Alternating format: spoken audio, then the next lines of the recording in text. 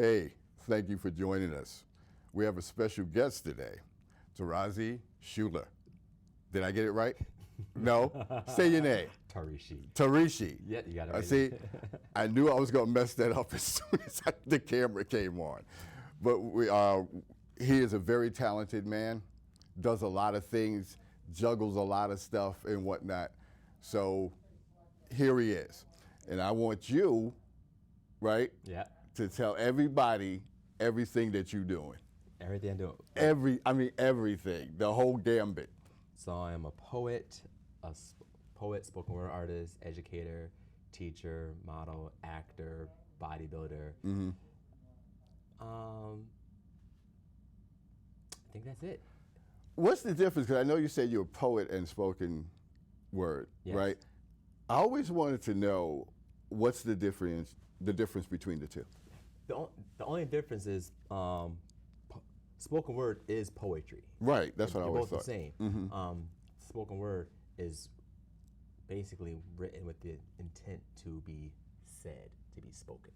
Okay. So yeah, so some things you read a poem, it just translate better when it's said. Right. And some poems just read, or it's better for the page. Uh-huh. You read it, like, there's certain things and certain like forms and ways you write your poem is you can see it on the page versus saying it. Oh, okay. And then spoken word is like written with the intent to be heard and to be said out loud. So, yeah. When you're doing it, if you do your own poetry, Yes. you write your own poetry. Yes. If you read someone else's, have you ever done that? Have you ever read somebody else's? Yes, I read a lot of poetry. How do you know if you're going to perform and say somebody? Do you perform other people's poetry or you just do your stuff? And so far, I've only performed other individuals' works. Okay. Probably.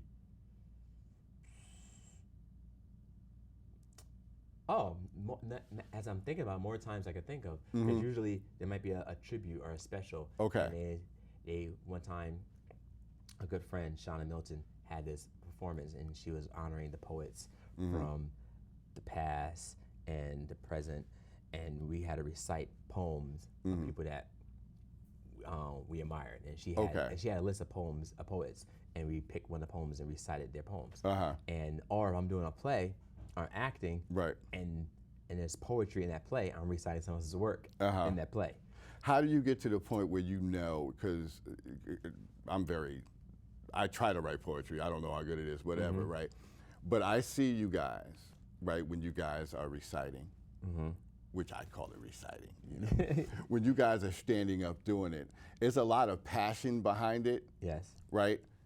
How do you know? Which always freaked me out, because I remember seeing Nikki Giovanni. Yes. And poets like her who was so passionate. There was so much passion behind it. If you're reading somebody else's stuff, how do you just take it over and make it almost, as you recite it, make it yours?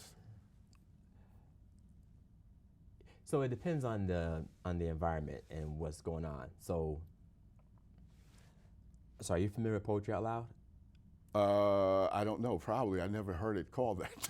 So Poetry Out Loud is like this organization. Oh, okay. Yeah, that's the organization, Poetry Out Loud. So Poetry Out Loud in Connecticut, where we have students from different high schools, they go online and look at an anthology of different poems from various artists. And then their job as the students is to figure out which poem they want to pick that resonate with them, and then have the understanding of the evidence of like, what is the emotion behind this poem? What is this poet saying? And then they have to embody that work and do the work to take that understanding of what is the message and where in the poem do I put the emphasis and the undertones and the cadence, and where should I show my emotion, or should I be sad, or upset, angry, and so forth. When I'm doing poetry just freelance, I grab somebody's work and I'm reading it, and then I make that decision myself, my own. I do the same process with this poet is taken, and then I embody it and deliver it the same way. So it's good to understand what, if you're going to recite someone else's work, it's good to understand what that author was conveying, what was their message. Right. So that way, when you do decide to recite someone else's work, that you're delivering that message Right. the best way possible. Then you can put your own twist onto it, Right. but you want to make sure you generally understand what the poem is about. Right. And that way, when you do understand what the poem is about, then you can color outside the line, so to speak, and play with it and put your spin on it. Like, okay, they was angry, but I want to do angry in a different way. Right. Because anger has a range, look like different. Right. Of it's course. all about how you want to present it. Mm-hmm. How did you get into this, man? And when did you start to know that this is something that you wanted to do? I started writing when I was 17. Okay. And then, for me, I'm sure most poets probably went on the same journey. I wanted to be a rapper. Yeah. So then when I got into college, I had a group of guys I was hanging out with at the time, and they said, dude, you sound like a poet, not a rapper. And I'm like, and then I still kept trying to pursue this rap career, and then I made a rap CD, and then I went down south with it and then toured with it a little bit. And then it stuck in my head that everybody kept saying, you sound more like a poet than a rapper. So I said, I think around this time, I was in my mid-20s, and I decided to take up on myself, well, you know what, let's see how good of a poet I am, since everybody keeps saying I sound more like a poet than a rapper. Right. So I went to New York, and you know that saying. Best place to be. Best place to be. Best place to be. Best place, baby. But I wasn't thinking that saying. The saying Right. the saying I was thinking of. They always says, if you can make it in New York, you can make it anywhere. Of course. So, in my mid-20s, I decided to do the Apollo. Oh wow. And see if I can. All right. Let's see You how. just went to like one of the biggest stages for us, man. Let's see how good my poetry is. Yeah. If they like you there, you're good. And I won. I took third place. No. Oh, okay. Doing cool. Sign, yeah. Cool. Amateur, Wow. How old were you? Mid-20s. I don't know exactly. Okay. I know it's probably 27. Okay. Yeah, 27. Yeah. Cool. Yeah. Cool. You know, it's a funny thing about rap because my son was with you and he performed in Bridgeport. Yep. Right? And I always thought that rap was poetry. It is. It's just delivered in a different way. Yeah, right? It's still spoken word. It's just Why did they say that you should be a poet as opposed to a rapper? How did they hear you and kind of the people that kind of know and say, yo, man, you would probably be better with spoken word? Because I think for me, I was putting too many words. Okay. And again, rap and poetry is the same. Rap, poetry, spoken word, all the same, all literary art forms. I think maybe the way I was delivering it, or maybe the way I was saying it, I just sounded more like a spoken word artist in their ears. Right. And it says, dude, you sound like a poet and a rapper. And at that time, most hip hop artists, they stayed to the beat. Right. And boom, boom, boom, boom, boom, boom, boom. Whereas I was ahead of it. I don't know. I was trying to be on the beat. I don't know. I thought I was on the beat, but maybe they heard. That's what you heard. They heard something different Right. and said, you sound more like a spoken word artist. And I'm glad they said that. Yeah, because I always found that everything is rhythmic. Yes. You know, but I noticed some rappers, right? If you listen to Busta Rhymes, he's a lot different than Biggie. He's rhythmic. Busta Rhymes is rhythmic, but Biggie was smooth. It seems like his lyrics and the way he said stuff was so, I don't know, it was almost silk.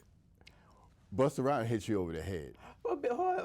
Well, Biggie had some songs that was like hit you over the head too. Yeah, he did. I think for the most part, Busta Rhymes is like, everybody knows Busta Rhymes, rah rah rah. Right. I think it was probably like tone and the way Biggie Smalls his voice sounded. Right. But if you listen to the lyrics that he was saying, it was like, oh, yeah, okay, all right. But when I saw you, I thought the same thing though. What? When I saw you do your performance in Bridgeport, right? You thought smooth? I thought smooth. I thought very smooth, but also very powerful, if that makes sense. Yes. What you were saying was coming out, and we'll get a chance to hear him later, right? What you were saying was coming out, and it was coming out with force, especially near the end of it. And when you did that, and when other artists do that, it basically moves you. It moves the audience, who's ever listening to it. It becomes more poignant, what you're saying. And it's almost like you can listen clearer because you get so in tune with what this person is now saying. So what ended up happening was, for that performance, so that was the first time I recited that poem for that performance. And it was written for that show, but not like the person that was in charge of the show, Marisol Credo. Yeah. She wanted to say, hey, write something, because you're going to close the show, something that's going to be inspiring, because you're the closer. So something that the culmination of this whole event. Right. I said, okay, cool. And then when I was saying it, and I let my friend hear it, and she was saying, this poem is dense, and you have to say this slow. But those that know me, and then once I tap into the poem, I feel the energy of the poem. I know what I'm saying, and that energy just takes and I just translate that energy on stage in my performance. It came through. That's not all you do, though. What are some of the other things that you do? I teach. I host. Okay. I organize events, act, bodybuild. What else? Is something I'm missing? No, I'm trying to think now, because I'm gonna go back to the teach. Where do you teach, and what do you teach? So, like I said, I work at the Connecticut Office of the Arts, and I know I do workshops helping the students do poems like that. If you go on Instagram and see POL, you can see all the students and everything. Kimberly Aaron, she's like the coordinator, and she helps organize all that stuff. Okay. And she does all that. So when I do my teaching, is basically poets might come up to me. Okay. And they might say, hey, can you mentor me? I said, yeah, I mentor you. Or I have my friend, I go do workshops in New York. Okay. So I do workshops in for different organizations. So I do teaching poetry workshops. Okay. Like that. And or for any different type of various nonprofits organizations. So I'll be doing those type of teaching. Oh, that's cool. Yeah. Acting. So acting, I've done a lot of small indie projects. Wrote my own play, debuted it in Brooklyn. Okay. You said this so nonchalantly. What is that? Dude, you wrote a play. So me as a co-work, it was a work between me and my friend. We both wrote a play together. Okay. And I don't know, it just. It was about, what was the play about, man? So the play was called You Are Who You Eat. Okay. And it was, I don't want to give too much away. It was basically a romantic, a spoken wordical. We're gonna make that a word. That's gonna make that word. We're gonna make that a word. My friend Joshua Sarah, he was the co-writer with me, and that's what we call it, a spoken wordical.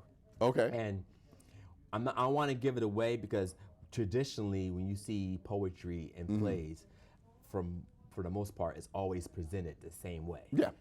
And I said, all right. And I said, let's do it this way. And we presented it in a way that was totally unconventional to way other plays. And I still haven't seen it done yet. So I don't want to mention it. Right. No, definitely. But the overall play is all about relationships, it's love, and it's a comedy film, and it's the whole, even the title itself, You Are Who You Eat, it's a double entendre, right? And there's a message in that, and right? You think it's going to be one thing, right? But when you actually watch the play, like, oh wow, this is totally different what I expected, right? And it's awesome. So where are you at? Is it finished? The play's already done. It's done. Okay, so you got your people already. We did it. Actors. We perform it. Now, my friend, he moved to Florida. Now Smart man. No, but go ahead. no, it all depends, because right now Florida is the highest state in the United States. It's the most expensive state to live in. Not all the places though, different places. Oh no, the whole state. It's like it says, if you live if you live in the metropolitan area, it's expensive. Right. If you don't live in the metropolitan area, the average, I saw in And the we don't news, want to live outside of the metropolitan area. the average apartment is like $1,700. Yeah. So it's on par with up here then. Yeah, but like $1,700 for Florida, like you live in like But an outskirts of Florida, $1,700. well, yeah, if you're on the outskirts, I would never do that anyway. That's an average rate. It's like and it keeps going up. Have you been to St. Pete, by the way? That's getting off subject for a second. In Florida? St. Petersburg. Yeah. Yes, Do you love the art scene down there? I love the museum down there. Oh, we went to Salvador Dali Museum a couple of months ago. Wait, what's the name of the museum? Salvador Dali, the artist, Oh, okay. the expressionist. Okay. Yeah, he went real weird at one point, but it's so Nice. good. It moves you actually. So if you ever go down there, check out that one. It's in a beautiful area too. Okay, so, was it at the museum or He has his own museum. he has a museum? Yes. All right. Oh my gosh. Oh my God! If I can remember the street, it's near the water. Yeah. No, if we have a break, I'm gonna pull my phone out. All right, and I'll I'll pull it up. I was there. That's the museum is at. All right. See, and that's the thing with me too, especially art. When it comes to art and stuff like that, I love Soho in New York. Oh yeah. Love Soho. Yeah. It's so different. And I told, maybe you'll feel the same way. I told my wife as we were walking this summer, I said, this is the epitome of America. I looked at every single person that you can possibly think of is in that little square. No, it's not little. It's pretty big, but Yeah. in that area, you see it. Yep. You see it, and that's the what I think America is, and whatnot. But bodybuilding, bro, Yeah. yeah, that like I was talking earlier with you, man. That's got to take some type of strong conviction and determination to really get your body up to that thing where you can get on stage and you won, Yes. right? I think anybody can do it. Mm-hmm. It's just about having the discipline to do it. Right. So I never wanted.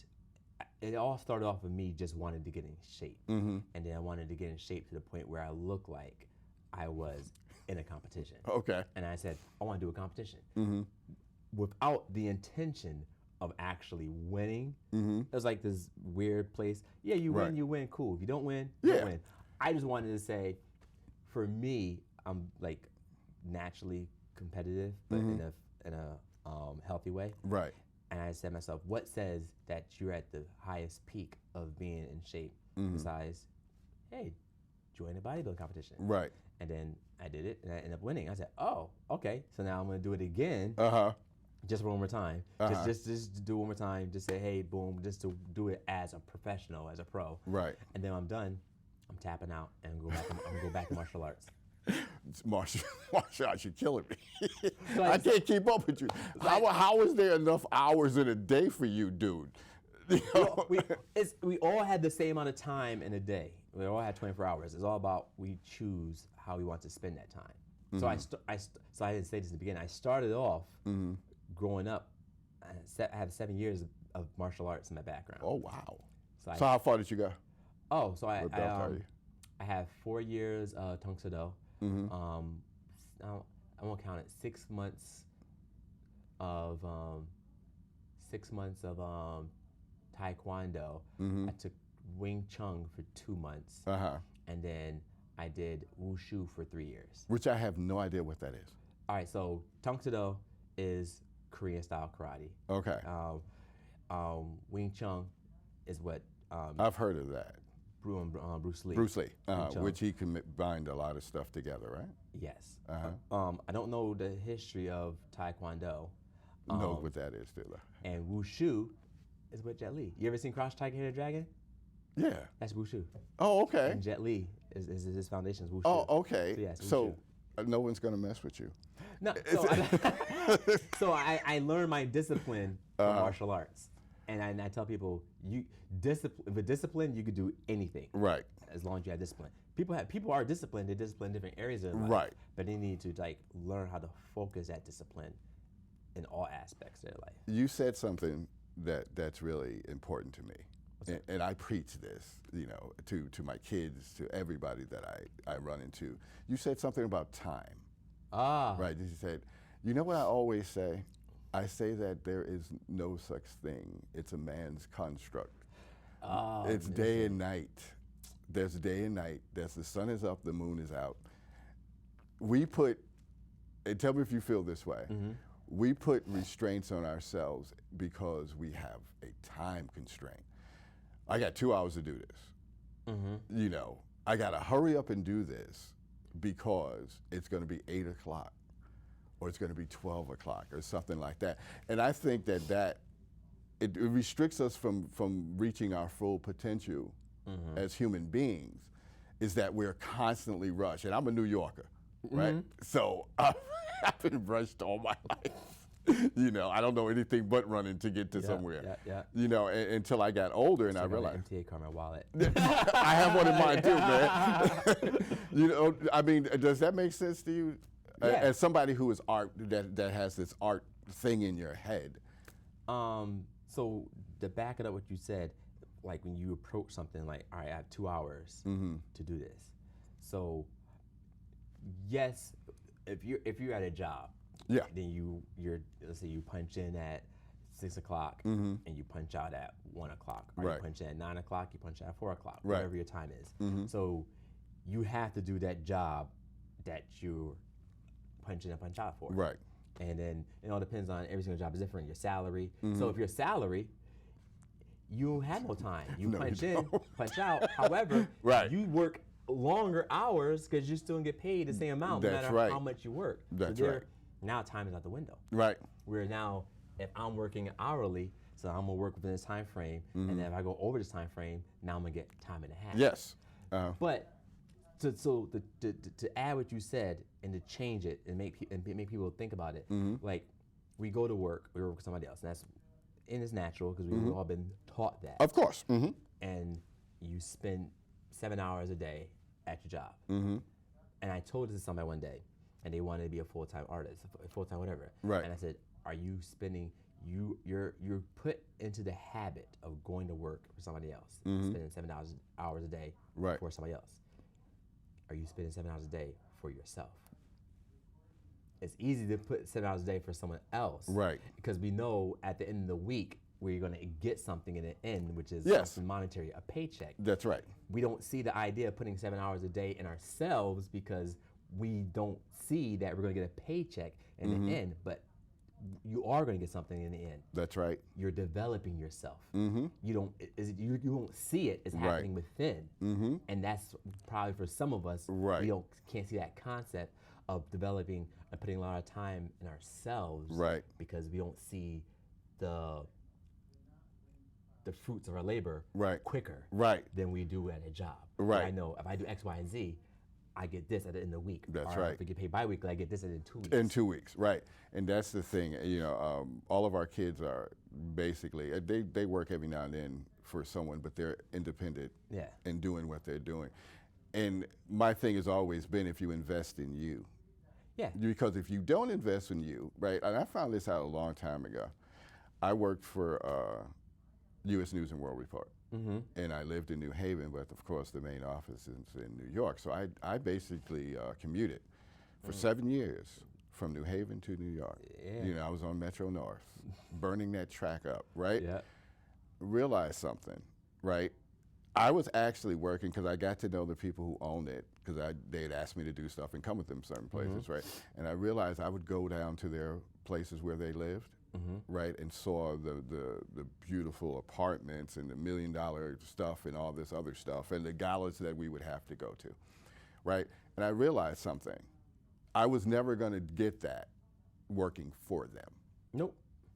I was never going to, because if you can pay me $100,000, imagine what you're making, And my mindset, and I told our kids this thing too, and I love guys, I love younger people, and I know you get mad at me because I keep calling you young. No, call me young. Listen, I don't tell nobody my age. Right.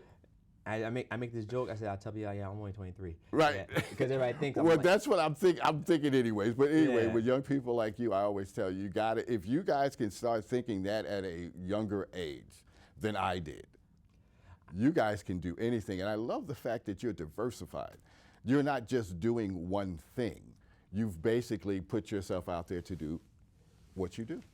I think it's just all about doing the things that bring you happiness, things that bring you joy. And I put a post up on my Instagram, and then I don't think people understood the message. And then the message was, and it just, if you're doing the things that makes you happy, when you stop doing that thing that make you happy, you're not happy doing that thing. But the question is, are you in joy or out of joy? And then I said the whole purpose of life is to be in a state of joy. Right. So, because you can't. So like, what's one thing that makes you happy that you like doing? Oh, just being around family. Being around family. And singing. Singing. So singing makes you happy. Can you sing 24/7? No. When you stop singing, are you happy? Exactly. So exactly. So I was trying. That was a message trying to explain to somebody, because another friend was saying, she likes Instagram. And okay. So that's cool. It's cool. Whatever. I'm not, no judgment. But then she was saying how when I'm not Instagram, I'm bored. And I said, so if you're not on social media and you're bored, that means there's something that you're not enjoying. You need enjoy. Because if so, whatever it is, like I enjoy cooking. Oh, great. And I enjoy crocheting and driving. I can't get in my car and drive 24/7. No. Because I'm gonna need some sleep. You do have like 24-hour races, but like but at some point in time you can't. You gotta take a break. You can't do that joyful thing 24/7. So the thing is, are your core being yourself? Are you in a state of joy or not? And it's a state of mind too, because I used to stress about things. That's keeping me young. I stopped stressing. Me too. I don't stress anymore, you know? And people stress. God, we've gone off on a tangent right now, bro. But the thing is, what I found out is that when you stress, you're really not solving whatever you're stressing about. You're concentrating too much on what's the stress thing that's making you stress, as opposed to thinking of a solution. Because I don't know about you, but I remember being young and going, oh my God, if I don't do this, if this happens, if I get this envelope in the mail, and you realize something as you get older, if you're smart enough, that everything will take care of itself. Life will take care of itself. Yeah. And that's the truth. And whatnot. You see the producer, she know I can't see. Right? I know, but I gotta turn my head. Yeah. I turn my head and look. Producer, what are you saying? It's a special, I can't see. Oh, okay. And I'm gonna get into it. As soon as we're finished with this. Back off out of here. This is definitely a special show. And whatnot. But what I was saying too is that our stress levels could kill us. And we don't listen to that. Stress can definitely kill you, and you said something that, oh man. See, she messed up our train of thought, right? That's all good. And so hopefully I can catch it. You said something about if I don't do this and I do that, and you're younger, I'll worry. Yeah. And then, do you like to read? I love to read. Are you kidding me? Love to smell a book. Which is that weird? Right? That's weird, right? No, bro. I love it. I never heard of that. I go into a library. I'm like, wow. I'm gonna hit you up. I might use that in a poem. You should. I love the smell of books. Yeah, I do. The paper. Oh, I love that smell. The wheels are turning. Anyway, have you ever read the book, The Subtle Art of Not Giving an F? No. Great book. I'm going to read it. I seen the book on the shelves for like so long. I can't remember the name of the author. I'm not gonna try to guess it, but I think it's Mark. But we'll fact check me later. But I thought the title was something, but it was totally different. Right. It's basically too much stress and everything like that. Yeah. So yeah. I gotta check that. I'm definitely gonna check that out. She wanted me to ask you about your childhood, which I was going to get to anyway, but she kind of interrupted. Your childhood. That's a weird segue. Growing up. I told you we were going to shoot back to it, man. Okay. Growing up. Yes. How was it for you? depends on what aspect. It was different, challenging. I don't regret no parts of my childhood whatsoever. I think it was part of the recipe, what was needed to make me who I am, to get this junction to this place of me and being authentically me. All the ups and downs, the turmoil, the trauma, all that stuff. And isn't that the truth, though? If you can look back on your life and go, I regret nothing. So that's the double-edged sword. To look back, that's the one part. A lot of people want to look back because it's painful to look back. Yeah. They want to ignore the looking back at their life. So then a lot of us are who we are today because of our past, but it could be two ways. We let our past take over us and we let our past control us. And then the problem, I try to explain to people and they feel like they're in control of their lives. It's like, no, your past is in control of you and you're operating from your past. And then, so they'll look back at your past. But to add on top of that, in order to look back at your past, you have to have this, and to acknowledge it and to take the necessary steps is having that level of awareness. And not too many people have that level of awareness. I know. So we could all talk about our past. We can either talk about it, look at it, ignore it, not bring it up. Right. But it's a level of awareness of like looking at your past, acknowledging it, and then making a decision. Do I learn from my past? Do I become my past, or do I move past my past, or what? Why did this happen? Answer the introspective questions and move forward. And then, and by doing so, you ultimately develop yourself into a better person. Right. Or not. That's true. Everybody's on their own journey. And that's true, though, because I look at people and I look at myself and I look at my past and how I was brought up, and I had the most wonderful mother and father in the world. Lost my father early in my life when I was 13, and my mother just passed away last year. She was 90 years old. Oh wow, 90. And the thing is, when I've noticed, like when you lose somebody that you love, and I will never love anybody in my life like my mother. Know why? Know what I realized? Why? About a good parent? They will never love anyone the way they love you. Even my mother taught me so much, and my dad taught me so much in such a short period of time. My father told me about time, right? And he used to always use that old phrase, time waits for no one, do not waste your time, right? Because you never know. And I guess he kind of knew that he had cancer and something was going on. He made sure that he prepared us for his next journey. So I always talk to people, and especially my kids and younger people, and I always tell them, don't do anything. Try never to waste your time. Try never to waste time. Always realize that time is not guaranteed to any of us. This life is not guaranteed to any of us, and you have to live your life accordingly.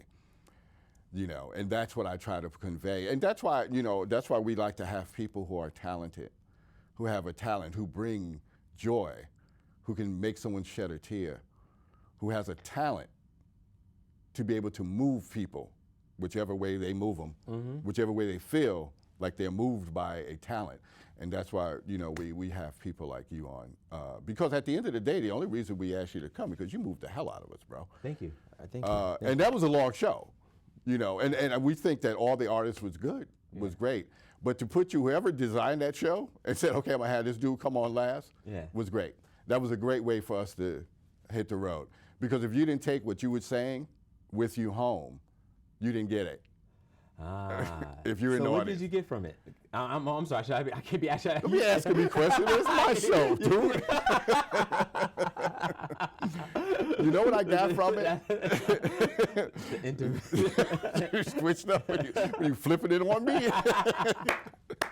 What I got from it is what I just told you. Okay. It's what I just told you. Time is Yeah, you better, okay. take heed, enjoy this life. Every day you wake up, right?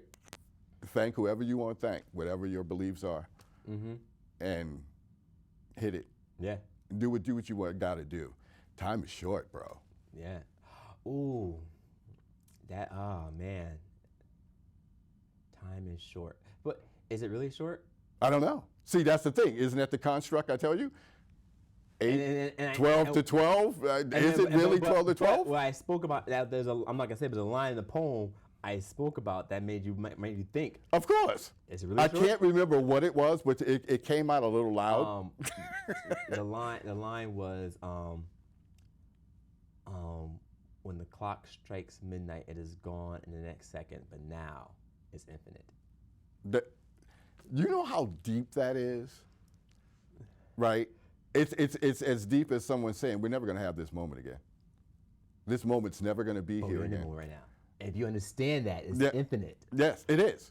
There's levels to it. I'm Right, yeah. We can talk about it afterwards. There's some deep stuff. And the ironic, the irony of it, and people ask me like when I'm like, what was my process when I'm writing it? I'll just there was really no thought process. The thought process, but I just get in the zone and I just tap into a source, energy, whatever, and start writing. And then when I go back, and then I don't, like some people ask me, oh my goodness, I can't, you use all these poetic devices and like the way you just juxtapose this to that. Like I wasn't thinking that. I was just writing it. I think if you thought about it and if you knew, you couldn't do it. To me, I'm like, if you start thinking about how did I just do that? In some cases, somebody give me an idea and say, hey, write it from this angle. And then, okay, cool, I'll write it from that angle. But my main question for myself when I'm writing is, are you feeling what I'm feeling? Right. I want you to be able to be in my shoes and feel what I'm writing. Right. Don't you feel that when you do your thing, right? It's okay for someone to maybe not understand. Yes. Right? It's okay for someone not to like it. Exactly. Right? Because at the end of the day, it's subjective. Who is it really for, though?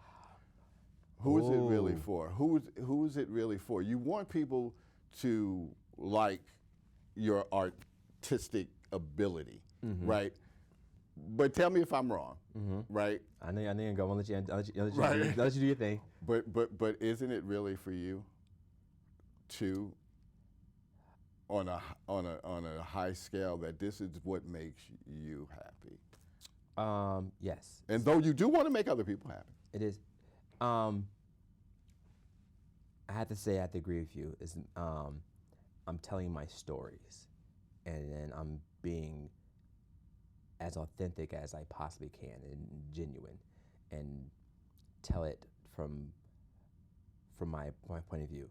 And then by doing so, allowing you into my living room, allowing you into my house, allowing you into my home. And then by doing so, we realize that, wow, we have so much in common. I can relate. I share those same experiences. Tell me, how do you get through that? So to go back a few minutes ago, you talked about past and stuff. Someone questioned me and asked me, how are you able to talk about, I have a poem that talks about domestic violence, like that. And they asked me, how are you able to talk about that? And I said, at first, I wasn't able to talk about it because it crippled me, it held me. But now I'm able to talk about it from a place where I can educate and help others.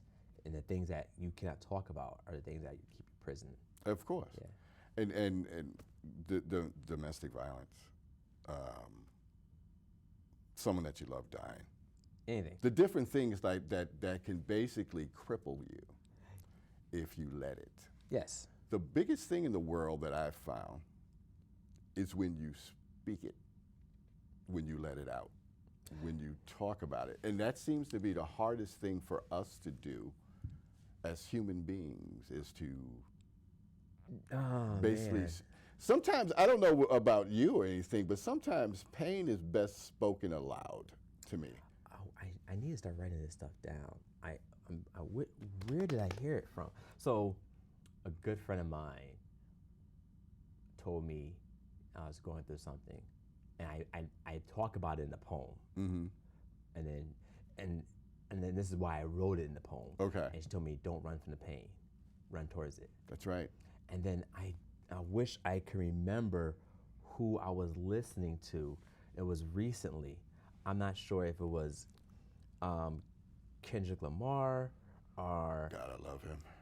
Oh, it wasn't. But he. I love J. Cole too. J. Cole, but Kendrick Lamar was talking about a lot of heavy stuff on his most latest album. But I do know who it was. I have it on my phone. It was like this, somebody just talking. It wasn't a poem. He was talking, and he said, "If love hurts, run towards it. Don't run from it." I'm not saying, if something hurts, run towards it. Don't run from it. Embrace it. And I was like, and the problem is the things that hurt us the most, we don't want to. We want to run away from it. We want to suppress the pain. I mean, the only way to get over it is like rip the Band-Aid off. That's run right. Towards it. Let it heal. Let it heal. But by you avoiding it, it's not letting it heal. You're just suppressing it. And because your mind tends to work like mine a little bit, right? Yeah, we go all places and come back. Yeah. I got another one for you that's kind of off left, out of left field and whatnot. You talk about running towards pain. You know what people do? I feel in relationships when they love somebody, it scares the shit out of them. What? It scares them.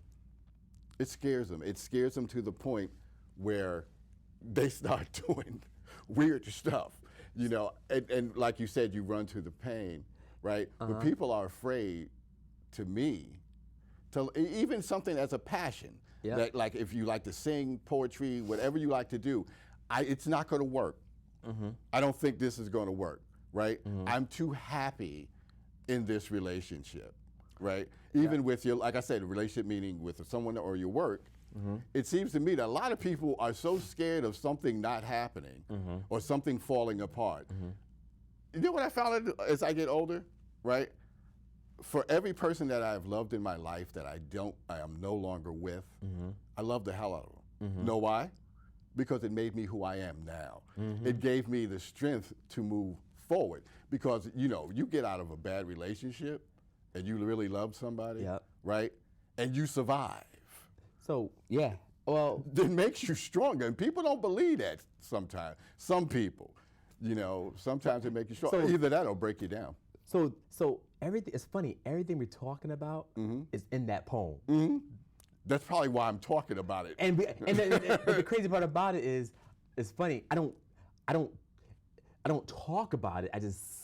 I just skim over it in a stanza and I go on to the next. And then if we were like to actually like break down what this was talking about, like the line goes like how the line goes? I think I already paid my toll when I died before my time to die. When I took my last breath on the bathroom floor. Dude. So I know my mind thinks what you think. So you said something about people. There's two things you said. People running away from relationships. I'm happy. It's too good. That's like a form of self-sabotaging. Yes. And then, however, that book I was telling you about, the subtle art of not giving an F. Yeah. I learned you're always going to have problems in anything you do, but you can choose what type of problems you have. You have bad problems, right? Or you have what they call good problems, right? Where like the good problems would be arguing over like, I picked the restaurant last night. It's your turn to pick the restaurant. Right. What you and your wife were doing a few seconds ago. Exactly. I'm the producer. Yeah, and you know what I did, right? I said, all right. All right. Those are the arguments. Those are the good arguments. Right. You can choose type of battles and problems you have. Right. And another thing we mentioned, and it goes to everybody when we talk about whether the relationship was bad or whatever, and the relationship could be a romantic relationship, a platonic relationship, a friendship. Yeah. What did I contribute to it? Ain't that the truth? It's because it's so easy to point the finger at someone else, but then we never ask ourselves, what did I do? And it could be multiple things. You could be the antagonizer, or you could be the protagonist, right? Or you could have been someone that just said nothing and allowed it to happen. That was persona non grata, just not there. And you didn't speak up on anything. Right. And by you not speaking up, that's a disservice to yourself. So that was your contribution to It's therapeutic, though. If you step back and you say the things that you have done, good, bad, or indifferent, Yeah. and you take full responsibility for it, Yeah. you don't worry about it anymore. Nah. You go, okay. It's a cycle. Yeah. And we all and again, I'm not here to just like say what I'm saying is the end all be all. I'm right. But that's for you, though. I'm just speaking my experiences. And it's for you, and it's cathartic for you and me and everybody else. And I hope everybody understands this, right? When you are good with you, Yes. right? You can be so good to other people, for other people. And then at the same time, I hold no judgment. You are who you are. That's right. You're on your journey. That's right. And I'm on my journey. Mhm. And that's it. And that's the thing, because even with music, right? Ah, yeah. And movies, Yes. right? Books. Yes. We have critics who get paid to criticize, which always freaked me out, right? Because someone will go see your show. Yep. I didn't like his tone. You see, understand now, and people don't realize what they're reading sometimes. I didn't like this. I didn't like this. People will read that and go, well, I'm not going to see it because Johnson didn't like it. Oh, no. And it's like, it blows my mind. But it's like, what if I went and I liked it? What if I liked it? But my thing is, like, when I did the Apollo, people go to the Apollo just to boo. Yes, we know that's tradition, bro. Sandman to come out there and hook you. I want to see the Sandman come out and pull you off stage. Right? Exactly. Or like make you go off stage. Uh-huh. And my thing is, like you just said, people, they get paid to critique other people's stuff. And then Which is an uncanny career to me. Let's say your job is to be a critic, and you critique this album or movie about to come out. I respect your job as a critic, but here's the part that people don't get. That's his job to tell his opinion on it. That is his opinion. That's what I'm saying. It's not your opinion. You come see the show. Go see it for yourself, and then you can say, yeah, critic was right. Yeah, he was right. He was right. Exactly. And then you go see it, and you're like, I don't know what he was talking about. I love this. Right? Yep, definitely. Hold up a second. Okay. I'm looking at her. I'm trying to figure out what my producer. She can edit this out. Stop. All right. Anyway. I don't know if this is gonna get cut out or not, but it's kind of fun. This is hilarious. She's like looking at her like she like. Anyway, I think she wants you to do a poem for us. Okay. To do a spoken word poem thingy. Which one? Whatever you want to do. Okay, what do I want to do? Whatever you want to do. All Give right. it a second to figure out what you want to do. All right, since we've been talking about it so Move me. No. What is your truth? What evidence or proof do you have to validate your opinion, your truth? Outside of your five senses or world senses, how do you convince someone that we share the same experiences in this reality when we fail to see the fallacy and not accepting the one commonality? I am not a mathematician, but I do understand that 1 plus infinity times 0 still equals 1. Race, religion, and politics will always cause division still. It won't stop this head-on collision that brought us here in the first place. But what is here? A junction, a meeting point, a particular location. I'm just here to tell you that this point in time right here is now, here, in this moment, forever baptized in the present. When the clock strikes midnight, it is gone the next second, but now it's infinite. If you're wondering and don't understand how, you do not understand the power of now. I've already paid my toll when I died before my time to die, when I took my last breath on the bathroom floor and realized there is no death. All that is left is now. When I'm gone, you will still feel my energy. And that is real. No monetary value can buy this. I've tapped into the frequency of love, whether it be om or hum or him or a hug. I do this out of love. That is your proof. That is your truth, your evidence, a validation. We can have endless and enjoyable debates and philosophical conversations while you discuss all the premonitions of the past, and I mention all the memories of the future is all the same. Too often the lines get blurred. How you tell the difference between the dream and the real world? What is a dream anyway? And what is reality? And who is to say that this is not the dream and the dream is the reality and they're both the same? You realize you have to wake up from both of them.